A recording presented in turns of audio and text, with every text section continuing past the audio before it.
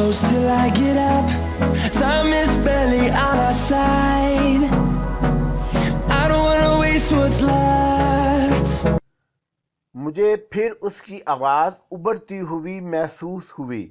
میرا قرب خوش قسمتی کا باعث ہے۔ لوگ میری تمنا کرتے ہیں۔ بعض لوگ مجھے حاصل کرنے کے لیے جان کی بازی لگانے سے گریز نہیں کرتے۔ اب تمہاری یہ پریشانی فضول ہے۔ تمہارا افسر تمہارے خلاف کوئی بیان نہیں دے گا، نہ ہی پولیس تمہارے اوپر شبہ کرے گی۔ تم اس واقعے کو بھول جاؤ اور ہنسی خوشی باتیں کرو، میں تمہارے ساتھ ہوں۔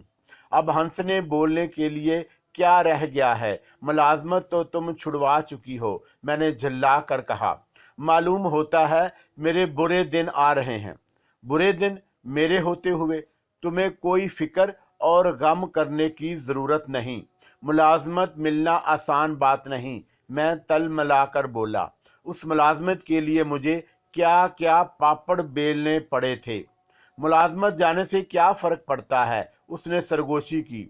تم ایک ذہین اور پڑھے لکھے شخص ہو، جوان ہو، مٹی سے سونا بنا سکتے ہو۔ انکا کی یہ بات سن کر مجھے ہنسی آ گئی۔ میرا دل چاہ رہا تھا کہ حلق پھاڑ پھاڑ کر کہکے لگانا شروع کر دوں۔ تم تو بہت سہمے ہوئے ہو، اس نے سرگوشی کی۔ روپیہ کمانا کوئی مشکل بات ہے؟ جی نہیں، بڑی آسان بات ہے، میں نے طنزاً جواب دیا۔ بہت آسان، بشرطے کہ آدمی ذہین اور چالاک ہو، اس نے سپاٹ لہجے میں کہا، اور پھر میں جو تمہارے ساتھ ہوں۔ تمہارا ہی تو یہ سب کچھ کیا دھرا ہے، میں نے جھلا کر کہا۔ ذہانت اور چالاکی بغیر سرمایہ کے دھری رہ جاتی ہے۔ میں تمہارے لیے سرمایہ فراہم کروں گی، تم میرے کہنے پر عمل کرتے رہو، میری مرضی کے خلاف کوئی کام نہ کرو، جو کچھ میں کہوں وہ کرو، اس نے حکمیہ لہجے میں کہا۔ میں خاموش رہا تو وہ پھر بولی، تمہیں ریس سے تو دلچسپی ہے، پہلے تم کھیلتے تھے۔ میں حیران تھا کہ اسے میری دلچسپی کیسے معلوم ہو گئی۔ میں ریس سے 1 سال ہوا توبہ کر چکا تھا، ریس نے مجھے کہیں کا نہ رکھا تھا، میں نے کہا۔ ہاں مگر اب میں توبہ کر چکا ہوں۔ مجھے معلوم ہے، میں تمہیں گھوڑا بتاتی رہوں گی، تم جیتتے رہنا۔ کیا مطلب؟ میں نے بہت تیزی سے پوچھا۔ مطلب یہ کہ مجھے سب معلوم ہوتا ہے، اس نے اعتماد سے جواب دیا۔ کیا سچ؟ میں نے اضطراب سے پوچھا۔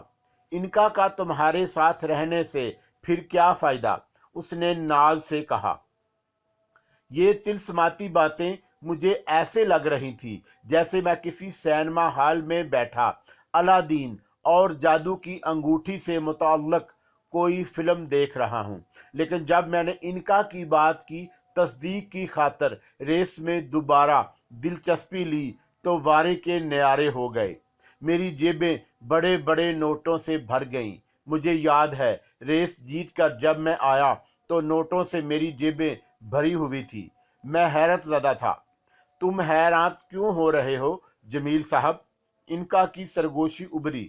میرے لیے کوئی چیز ناممکن نہیں ہے، تم مجھ سے جو خواہش کرو گے وہ پوری ہو جائے گی، لیکن اس کے لیے ایک شرط ہے۔ کیا؟ میں نے دھڑکتے ہوئے دل سے پوچھا، اس خیال سے کہ اب میں انکا کی وجہ سے بہت بڑا آدمی بن جاؤں گا۔ میری جلاہٹ اور بوکھلاہٹ یکسر ختم ہو گئی اور لہجے کی تلخی بھی جاتی رہی۔ جب تک میں تمہارے ساتھ ہوں، تمہیں میرے ساتھ دوستی نبھانے کا وعدہ کرنا ہوگا۔ منظور ہے، میں نے بلا سوچے سمجھے کہہ دیا۔ تم ایک اچھے دوست کی حیثیت سے جو کچھ بھی مجھ سے کہو گے میں اسے ضرور پورا کروں گی، لیکن اس کے عوض تمہیں بھی میرا ایک کام کرنا ہوگا۔ وہ کام میں خود نہیں کر سکتی۔ وہ کام کیا ہے؟ میں نے تیزی سے پوچھا۔ فی الحال تم وعدہ کر لو، جب وقت آئے گا تو میں تمہیں وہ کام بھی بتا دوں گی۔ اچھا، میں وعدہ کرتا ہوں۔ اچھی طرح سوچ سمجھ لو۔ انکا کی لہراتی ہوئی آواز ابھری۔ اگر تم نے بعد میں وعدہ خلافی کی تو پھر ہماری دوستی دشمنی میں بدل جائے گی۔ یہ بھی ممکن ہے کہ میں تمہیں کوئی نقصان پہنچاؤں۔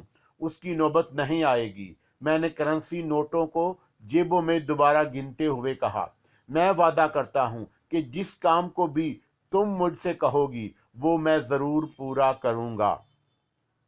इनका ने इत्तफाक़ ख़ास के बाद मेरे जहन पर छाई हुई बौखलाहट रफ्ता रफ्ता छट गई।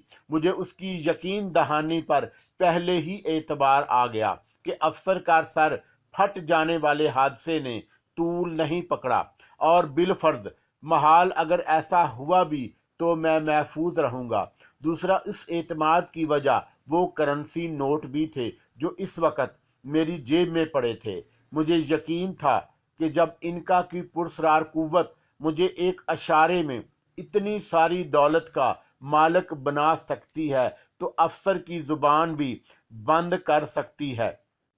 गर्ज के मैंने अपनी आफियत इसी में समझी कि इनका से छुटकारा हासिल करने की बजाय उसे दोस्त बना लिया जाए। मैं बड़े सुकून से था। मेरे घर की चीज़ों में इजाफा हो गया और अब मुझे ज़िंदगी कुछ ज़्यादा ही दिलचस्प महसूस होने लगी। मेरा मामूल था कि बड़े इत्मीनान से बिस्तर पर लेटकर इनका से गुफ्तगू करता। इनका ने मुझे बताया कि उसकी आवाज़ मेरे सिवा और कोई नहीं सुन सकता, लेकिन जहाँ तक उसे देखने का ताल्लुक था तो ये बात मेरा दायरा इख्तियार से भी बाहर थी। मैं सिर्फ उसकी हरकतों को महसूस कर सकता था।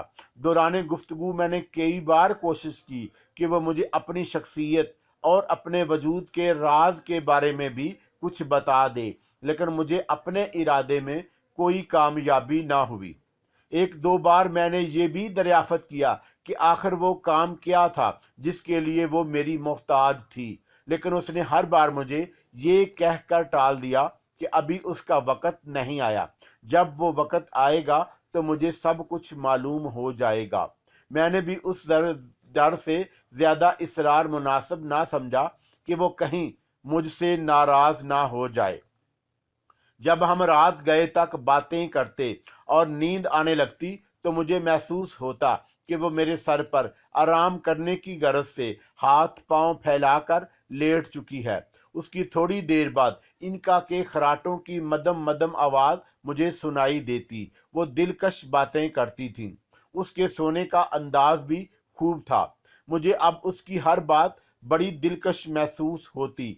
मैं उसके जिस्म का गदाज अपने सर पर महसूस करता। कोई 20 दिन बड़े आराम और सुकून से गुजर गए। इस मुख्तसर अरसे के बावजूद मेरे और इनका के दरमियान अच्छे खासे दोस्ताना मरासम अस्तवार हो चुके थे।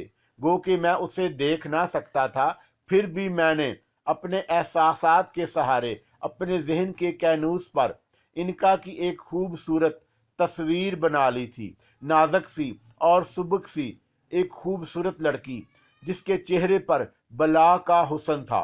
उसके पतले पतले और नाजुक नाजुक से तराशीदा होंठ हर वक्त मुस्कुराते रहने के आदी थे। उसकी आंखों में मुझे हर वक्त तरोताज़ा कमल तैरते नज़र आते और उसका गुफ्तगू करने का अंदाज, मैं हमेशा ये महसूस करता जैसे गुफ्तगू करते वक्त वो बेहद शर्मीली शर्मीली और मासूम सी नज़र आती है। गर्ज के हम दोनों एक दूसरे से बेहद बेतकल्लुफ़ हो चुके थे।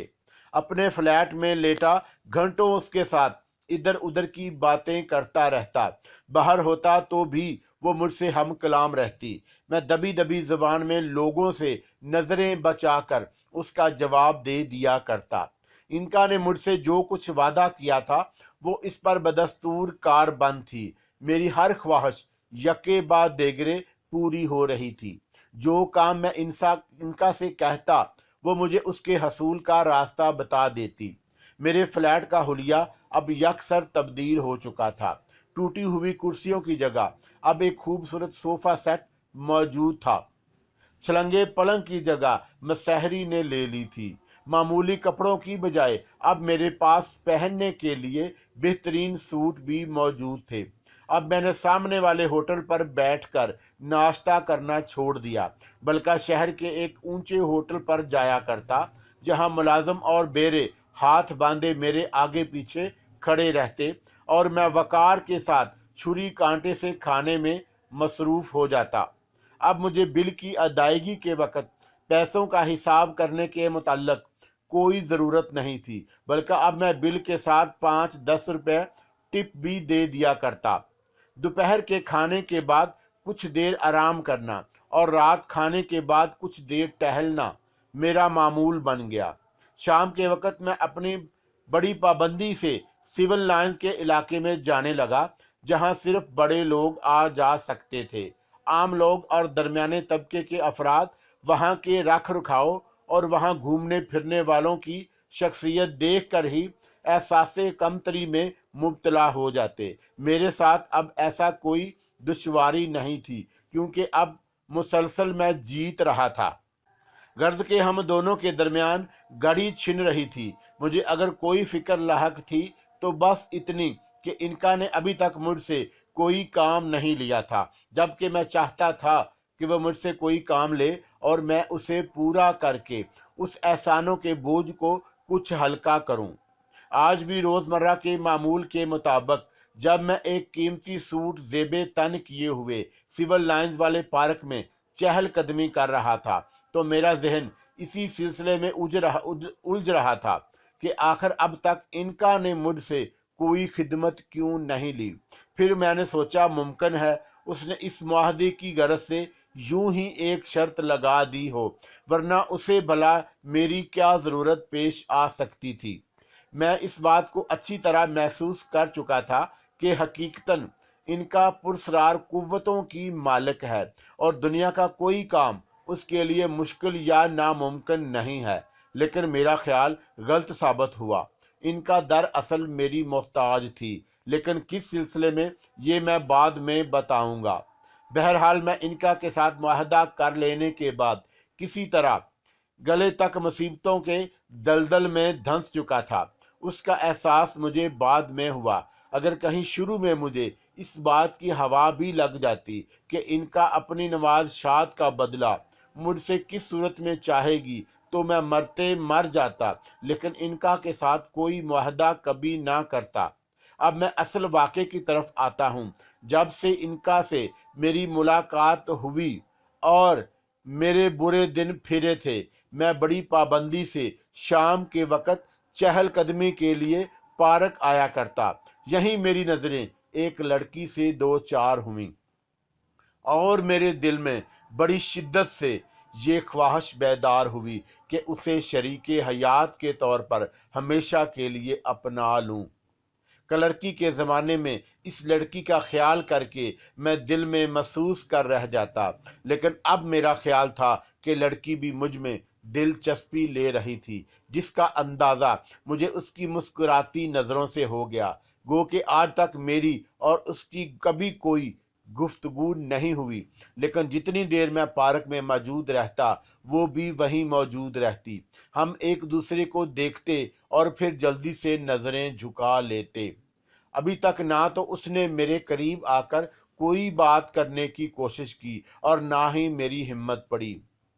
بہرحال ہم جتنی دیر پارک میں رہے ایک دوسرے کے آمنے سامنے رہے اور دلوں کا مدعا نظروں کی زبانی ایک دوسرے سے بیان کرنے کی کوشش میں مصروف رہے۔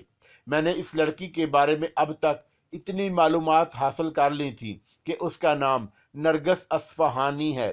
اس کا باپ ایک مقامی تاجر تھا جس کا شمار امیر کمیر افراد میں کیا جاتا تھا۔ سول لائنز کے علاقے میں وہ ایک عالی شان بنگلے میں رہتی تھی۔ اگر انکا سے میری ملاقات نہ ہوتی تو غالباً میں نرگس کا تصور بھی نہ کر سکتا تھا، لیکن موجودہ صورت میں دولت کے لحاظ سے میں نرگس کے باپ سے کسی طرح بھی کم نہیں تھا۔ جتنی دولت اس نے سال ہا سال کی محنت کے بعد جمع کی تھی، اتنی دولت میں کسی وقت بھی انکا کے ذریعے حاصل کر سکتا تھا۔ قصہ مختصر یہ ہے کہ نرگس اصفہانی میرے دل و دماغ پر چھا چکی تھی۔ آج بھی میں پارک کے ایک پرسکون گوشے میں بیٹھا اسے کن اکھیوں سے دیکھ رہا تھا۔ وہ مجھ سے 8-10 فٹ کے فاصلے پر دوسرے بنچ پر بیٹھی تھی۔ کبھی کبھی ہم دونوں کی نظریں چار ہوتی تو وہ جلدی سے جھجک کر اپنی نگاہیں جھکا لیتی۔ بہت دیر سے ہمارے درمیان یوں ہی آنکھ مچولی ہو رہی تھی۔ میں نے ایک خوبصورت نوجوان کو نرگس کے قریب جا کر اس کے برابر بیٹھتے دیکھا۔ نوارد کے آ جانے سے نرگس کچھ پریشان ہو گئی، لیکن میں نے یہی اندازہ لگایا کہ وہ نوجوان اس کے لیے اجنبی نہیں تھا۔ اگر کوئی اور بات ہوتی تو نرگس یقیناً اٹھ گئی ہوتی، اس کا اپنے قریب بیٹھنا کبھی گوارا نہ کرتی۔ میں اپنی جگہ بیٹھا اس نوجوان کو کینہ توڑ نظروں سے دیکھ رہا تھا۔ وہ جس انداز میں مسکرا کر نرگس سے گفتگو کرنے کی کوشش کر رہا تھا، اس نے میرے سینے میں جذبہ رقابت کو ابھار دیا۔ ٹھیک اسی وقت جب میں اپنے بنچ پر بیٹھا بار بار پہلو بدل رہا تھا اور دل ہی دل میں پیچو کاب کھا رہا تھا، میں نے محسوس کیا کہ ان کا جو میرے سر پر نیم دراز تھی یک لخت ہڑبڑا کر اٹھ بیٹھی اور میرے کانوں میں اس کی سریلی آواز گونجی، جمیل، کیا تم جانتے ہو یہ نوجوان کون ہے؟ نہیں، میں نے آہستہ سے کہا۔ یہ نرگس کا منگیتر ہے، انکا نے سرگوشی کی۔ میں چاہتی ہوں کہ تم اس کو مار ڈالو۔ انکا کی زبانی یہ سن کر کہ وہ نوجوان نرگس کا منگیتر ہے، میرے دل کو شدید دھچکا لگا، لیکن میں چونکا شروع سے ہی میانہ روی کا قائل ہوں، اس لیے نوجوان کو مار ڈالنے کا مشورہ سن کر میرا دل دھڑکنے لگا۔ انکا، کیا تم میرے لیے کچھ نہیں کر سکتی؟ میں نے دبی زبان میں کہا۔ میں بہت بے چین ہوں۔ نہیں، تمہیں اس نوجوان کو ویسے بھی میرے لیے مارنا ہوگا۔ تمہیں اپنا وعدہ تو یاد ہوگا۔ میں اپنے وعدے پر قائم ہوں، لیکن تمہیں اس نوجوان سے کیا پرخاش ہے؟ میں نے پوچھا۔ کچھ بھی نہیں، لیکن اس کے باوجود تمہیں میرے حکم پر اس کا خون کرنا ہوگا۔ انکا کا لہجہ اس بار سخت اور تحکمانہ تھا۔ مجھے اس نوجوان کے خون کی ضرورت ہے۔ کیا؟ میں بوکھلا گیا۔ تم انکار نہیں کر سکتے۔ انکار کا مطلب ہے کہ بد عہدی، اور بد عہد میرے نزدیک بہت بڑی سزا کا مستوجب ہے۔ تم میری قوتوں کا اندازہ تو لگا چکے ہو، لیکن بحث مت کرو جمیل، انکا نے ترش لہجے میں میری بات کاٹتے ہوئے کہا۔ سنو، انسانی خون میری غذا ہے جس کے بغیر میرا وجود خطرے میں پڑ جائے گا۔ تم نے اگر بد عہدی کی تو خسارے میں رہو گے۔ بہرحال میں تمہیں میرے لیے یہ خطرناک کام انجام دینا ہوگا جس کا تم وعدہ کر چکے ہو۔ قبل اس کے کہ میں کوئی جواب دیتا، میرے سر پر نوکیلے پنجوں کی چبھن شدید سے شدید تر ہوتی چلی گئی۔ یہ غالباً انکا کی طرف سے ایک خاموش چیلنج تھا کہ اگر میں نے اس کی بات نہ مانی تو وہ مجھے نقصان پہنچانے سے بھی دریغ نہیں کرے گی۔ موقع کی نزاکت کو محسوس کر کے میں کانپ اٹھا۔ میرے چہرے پر پسینے کے ننھے منھے قطرے نمودار ہونا شروع ہو گئے۔ میرے ذہن میں ایک ہیجان سا برپا ہو گیا۔ میری سمجھ میں نہیں آ رہا تھا کہ کیا کروں۔ کیوں جمیل، تم نے کوئی فیصلہ کیا؟ میں تیار ہوں۔ میں نے غیر ارادی طور پر انکا سے وعدہ کر لیا اور اس نوجوان کو گھورنے لگا جو نرگس کے ساتھ بیٹھا باتیں کر رہا تھا۔ وقت جیسے جیسے گزرتا گیا، میرے خون کی گردش بھی تیز ہوتی گئی۔ میری نظریں بدستور اس نوجوان پر جمی ہوئی تھی جو سامنے والی بینچ پر آ کر نرگس اصفہانی کے ساتھ بیٹھا ہنس ہنس کر باتیں کر رہا تھا۔ حالانکہ نرگس نے اس سے کوئی اتفاق نہ برتا تھا، لیکن جب سے انکا نے مجھے یہ بتایا کہ نوجوان نرگس کا منگیتر ہے، میں کانٹوں پر لوٹ رہا تھا۔ نرگس کسی اور کی ہو جائے، یہ تصور ہی میرے لیے ناقابل برداشت تھا۔ میں نے نہ جانے کتنے خوبصورت تصور اپنے دماغ میں قائم کر لیے۔ کچھ دن تو ایسے بھی آئے تھے کہ میں اسی کے متعلق سوچتا رہا۔ پھر بھلا یہ کیوں کر ممکن تھا کہ اپنی خوشیوں اور ارمانوں کا خون خاموشی سے برداشت کر لیتا؟ اب تو یہ بات اور بھی ناممکن تھی کیونکہ انکا میری مدد کو تیار تھی۔ انکا پرسرور قوتوں کی مالک۔ وقت جیسے جیسے گزرتا گیا، میرا جذبہ رقابت بڑھتا گیا۔ اگر مجھے انکا سے وعدہ خلافی اور بد عہدی کا خیال نہ ہوتا، تب بھی یہ معلوم ہو جانے کے بعد کہ وہ نوجوان میری خوابوں کی ملکہ नरगिस को मुझसे छीन ले जाने के दरपे है। मैं उसे किसी कीमत पर बर्दाश्त नहीं कर सकता था। मैं ये फैसला कर चुका था कि उस नौजवान को ज़रूर ठिकाने लगा दूंगा। नरगिस असफ़हानी ने नौजवान की मौजूदगी में भी 2-3 बार किन अखियों से मेरी तरफ देखा था। वो गालबन अपने चेहरे पर फैले हुए बेजारी के तासरात के ज़रिए मुझे ये बावर कराना चाहती थी कि नौजवान उसके लिए बिन बुलाए मेहमान की सी हसीयत रखता है। मैंने उसकी नज़रों से भी यही अंदाज़ा लगाया कि वो महज मेरी खातर अब तक वहाँ बैठी है, वरना नौजवान की मौजूदगी से दिल बर्दाश्ता होकर कब की उठ चुकी होती। मैं इन बातों को महसूस कर लेने के बाद इस धेड़ बुन में लगा कि किस वक़्त मुझे मौका मिले और मैं अपने दुश्मन को ठिकाने लगाऊं। मैंने उसे मारने के लिए मुनासिब वक़्त और मौके का जायज़ा लेना शुरू कर दिया। शाम का धुंधलका गहरा होने लगा तो मैंने नरगिस को बेंच से उठते देखा। उसने आखिरी बार मुझे थकी थकी नज़रों से देखा, फिर वापसी के लिए चल पड़ी। नौजवान भी उसके साथ साथ चल रहा था। उन दोनों के आगे बढ़ते ही मैं झपट कर खड़ा हुआ और कदम बढ़ाता हुआ उनके पीछे हो लिया। मेरे दिल की धड़कनें हर लहजा तेज होती जा रही थीं। मुझे ऐसे मौके की तलाश थी जब मैं नौजवान को किसी तन्हा मकाम पर पकड़ सकता, और जल्द ही मुझे ये मौका मुयस्सर आ गया। नरगिस उस वक़्त ऐसे रास्ते से गुजर रही थी जिसके दोनों तरफ लीमू के कद आवर बाड़ मौजूद थी। इन बाड़ के अकब में खूबसूरत लान था, जहाँ इस वक़्त भी इक्का दुक्का जोड़े चहल कदरी में मसरूफ़ थे। अपने दुश्मन को पिछाड़ डालने के लिए मेरे वास्ते ये बेहतरीन मौका था। चुनाचा मैंने अपनी रफ्तार तेज़ कर दी। मेरे जहन में बार बार एक ख्याल उभर रहा था कि जल्द अज जल्द नौजवान को ठिकाने लगा दूं। मेरे ऊपर खून सवार था। सच तो ये है कि मैं अपने होशो हवास में नहीं था। नौजवान और मेरे दरमियान अब बेमुश्किल 10 कदम का फासला था जब बाएं जानब नरगिस की किसी सहेली ने उसको आवाज़ दी। मैं यकलख्त ठठक कर रुक गया। नरगिस के साथ मेरा रकीब भी उस आवाज़ को सुनकर उस तरफ को लपका था। उसके चेहरे पर संजीदगी तारी हो चुकी थी, शायद इसलिए कि वो नरगिस से अलहदगी नहीं चाहता था, लेकिन नरगिस के चेहरे पर खुशी के तासरात नुमाया हो गए। उसने पलटकर नौजवान से कुछ कहा और लंबे लंबे कदम उठाती अपनी सहेली के पास चली गई। कुदरत ने मेरे लिए अब मज़ीद आसानी पैदा कर दी। नरगिस की मौजूदगी में अगर नौजवान को कत्ल किया जाता तो ऐन मुमकिन था कि वह मुझे कातिल और मुजरम समझकर मुझसे मुतनफ़र हो जाती, लेकिन अब मेरे लिए रास्ता बिल्कुल साफ था।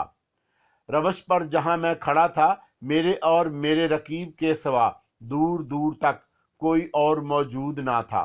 नरगिस जब तक नज़रों से उजल ना हो गई, मेरा रकीब अपने पतलून की जेबों में हाथे डाले उसे देखता रहा। फिर वो जैसे ही आगे बढ़ा, मेरा जी चाहा कि मैं लपक कर पुशत से उसकी गर्दन पर हमला कर दूं, और मुझे ख्याल आया कि यहाँ इस मौके पर यह खतरनाक कदम उठाना किसी एतबार से मुफीद ना होगा। बेहतर होगा कि नौजवान का घर तक पीछा किया जाए और मुनासिब मौका पर उसे कत्ल कर दिया जाए। जब मेरे जहन में ये ख्याल आया तो मैंने इनका के पंजों की चुभन अपने सर पर महसूस की। वो मुज़तरब मालूम होती थी। मैंने अपनी बेबसी बेचारगी ज़ाहिर करना चाही तो इनका के नुकीले पंजों की गिरफ्त और मजबूत हो गई। चुनाचा मुझे मजबूरन उसी वक़्त उस नौजवान को कत्ल करने पर खुद को आमादा करना पड़ा। फिर भी मैं उसे तारीकी में मारना चाहता था। तारीकी हो चली थी और पीछा करते करते एक सनसान गोशा मुझे हाथ आ ही गया। मैंने बरक रफ्तारी से उसकी गर्दन पर पुश से हमला किया। हमला चौंका उसके लिए गैर मुतवक्के और भरपूर था, इसलिए वो अपना तवाज़ुन बरकरार ना रख सका और तेवरा कर नीचे गिर गया। मेरे सर पर खून सवार था। कबल इसके वो किसी दफाई कार्रवाई के लिए खुद को तैयार करे, मैंने जूते की नोक से एक जोरदार ठोकर اس کے سر پر ماری اور اس کی چھاتی پر سوار ہو کر اس کی گردن کو پوری قوت سے دبانے لگا۔ میرے ہاتھ کی گرفت بے حد مضبوط تھی، اس لیے وہ چھٹکارا نہ پا سکا۔ میں کچھ سوچے سمجھے بغیر اپنی انگلیوں کے حلقے کو تانگ کرتا چلا گیا۔ پھر میں اس وقت چونکا جب نوجوان کی آنکھیں اپنے حلقوں سے ابل کر بھیانک حد تک باہر نکل آئیں اور اس کے جسم میں معمولی سی حرکت بھی باقی نہ رہی۔ یہ سب منٹوں میں ہو گیا۔ زندگی میں یہ پہلا سنگین جرم تھا جو میرے ہاتھوں سرزد ہوا۔ بہرحال اس خیال سے کہ کہیں میں دھر نہ لیا جاؤں اور کوئی مجھے اس لاش کے قریب دیکھ نہ لے، میں تیزی سے نوجوان کے قریب سے ہٹا اور قریب تھا کہ بوکھلاہٹ میں بھاگ کھڑا ہوتا کہ میرے کانوں میں انکا کی پرسرار سرگوشی ابری، ڈرو مت جمیل، تم بڑے دلیر اور میری توقع سے بڑھ کر ثابت ہوئے۔ میں اس پرسرار وجود کو دیکھ تو نہ سکتا تھا لیکن محسوس کر سکتا تھا۔ میرے اقدام قتل نے اسے روحانی خوشی بخشی ہے۔ وہ اس وقت میرے سر پر کھڑی جھوم رہی تھی۔ قبل اس کے کہ میں انکا کی بات کا جواب دیتا اس نے دوبارہ مجھے مخاطب کیا۔ سنو جمیل، میرا وجود اسی صورت میں برقرار رہ سکتا ہے جب میں تھوڑے تھوڑے عرصے بعد انسانی خون پیتی رہوں۔ اب تم فوراً بھاگ جاؤ، ابھی اسی وقت۔ میں مبہوت کھڑا تھا۔ کیا واقعی میں کسی کو قتل کر سکتا تھا؟ یہ خیال ہی میرے ہوش و حواس گم کیے دیتا تھا۔ اچانک میں نے محسوس کیا جیسے کوئی ننھی منی لجلجی سی شے میرے سر پر سے رینگتی ہوئی نیچے اتر گئی، اور پھر میرے کانوں میں ایسی آوازیں آنے لگی جیسے کوئی جانور کسی شے کو اپنی زبان سے چاٹ رہا ہو۔ میرے ذہن میں یہ خیال ابھرا کہ انکا نوجوان کے خون سے سیراب ہو رہی ہے۔ اس نے مجھ سے بھی یہی کہا تھا کہ اپنے وجود کو برقرار رکھنے کے لیے اسے وقتاً فوقتاً انسانی خون کی ضرورت پیش آتی ہے۔ میرا دل چاہا کہ ایک بار نظر گھما کر اس لاش کو دیکھ لوں جو جھاڑیوں کے قریب پڑی تھی، لیکن میں اس کی ہمت نہ کر سکا۔ لمبے لمبے ڈگ بھرتا چھپتا چھپاتا تیزی سے پارک سے باہر آیا اور ایک گزرتی ہوئی ٹیکسی کو روک کر اس میں بیٹھ گیا۔ میں نے ٹیکسی والے سے کیا کہا مجھے یاد نہیں، صرف اتنا یاد ہے کہ پسینے سے میری پیشانی عرق آلود تھی اور میں ہذیان بک رہا تھا۔ 10 منٹ بعد میں نے خود کو ایک بار میں بیٹھا ہوا پایا۔ میں جلدی جلدی انگریزی شراب کے بڑے بڑے گھونٹ اپنے حلق سے نیچے اتار رہا تھا۔ بار میں میرے علاوہ اور بھی بہت سارے مرد اور عورتیں موجود تھے، لیکن مجھے ان سے کوئی سروکار نہیں تھا۔ میں تو صرف اور اس تصور سے چھٹکارا پانے کے لیے کہ میں نے ایک انسانی زندگی کو موت کے گھاٹ اتار دیا ہے، خود کو شراب میں ڈبو دینا چاہتا تھا۔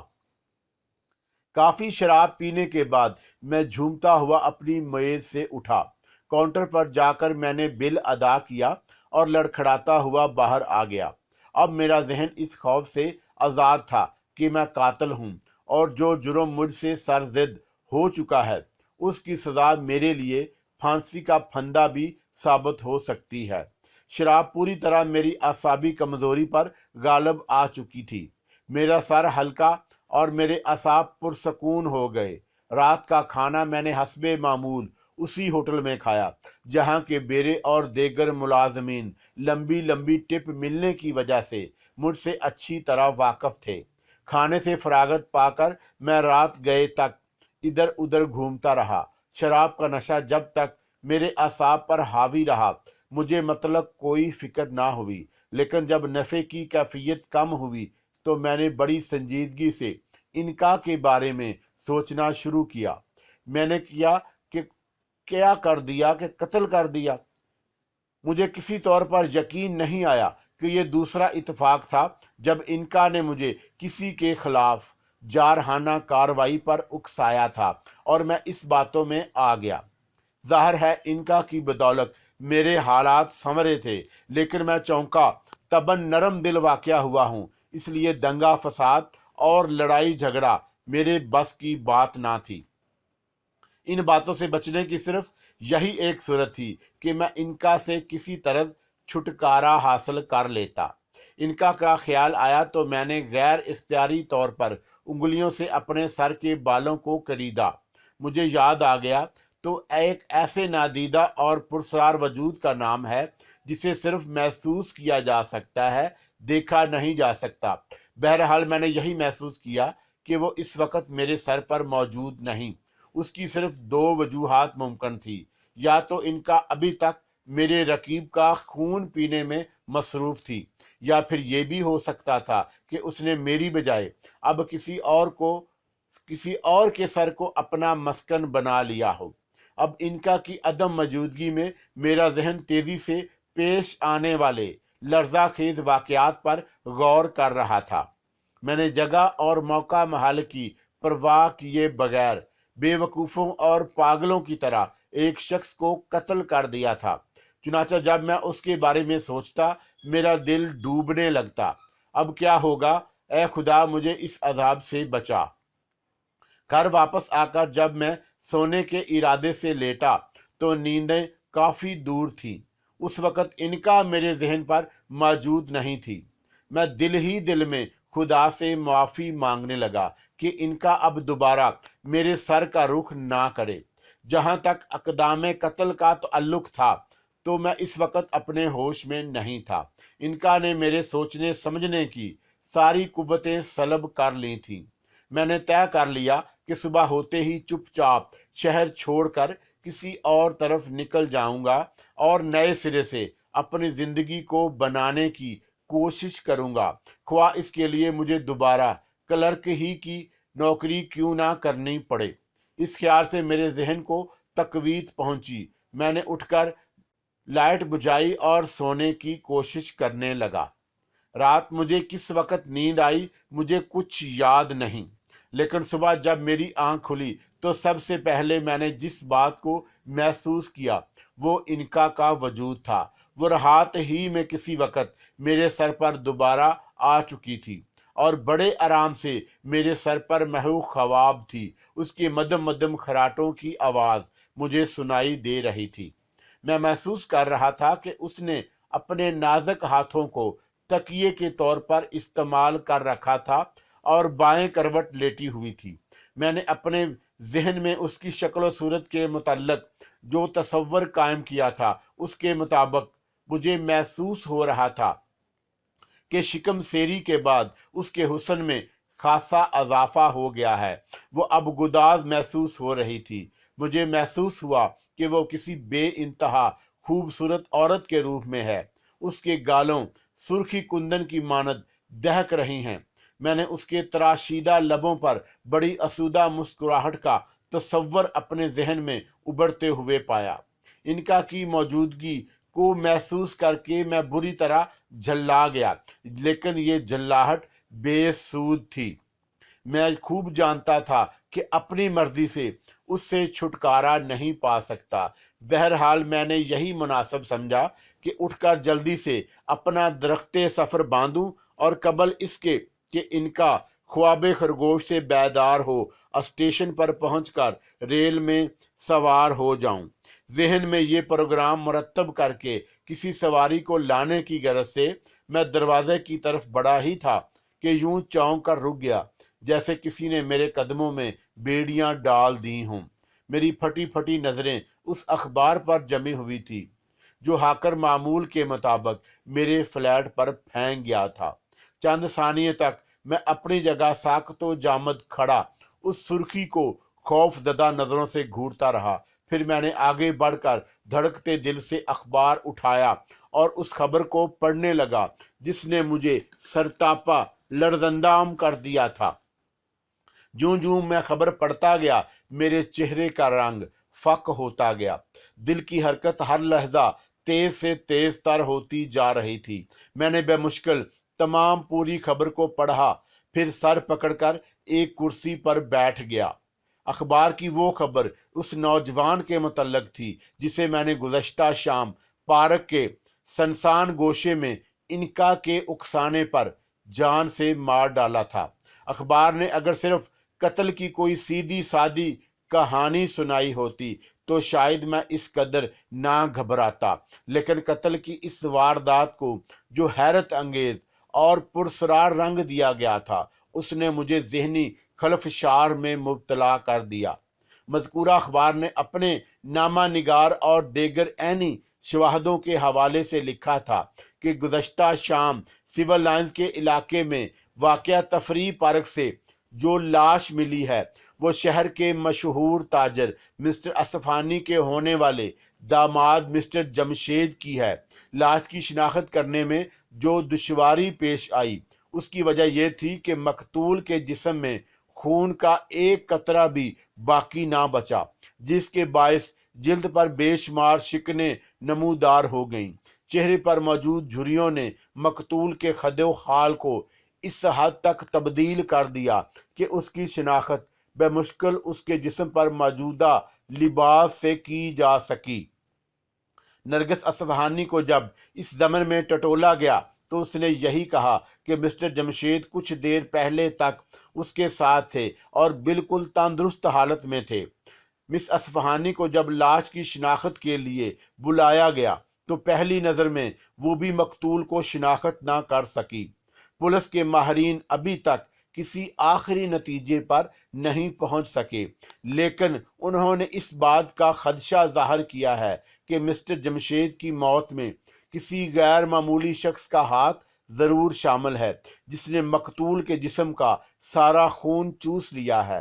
اس خیال کا محرک وہ باریک باریک نشان تھے جو مقتول کی گردن پر ہر دو جانب پائے گئے تھے۔ آخر میں نامہ نگار نے تحریر کیا کہ پولیس بڑی سرگرمی سے مسٹر جمشید کے قاتل کی تلاش میں ہے اور عن قریب حیرت انگیز واقعات معلوم ہونے کی توقع کی جا سکتی ہے۔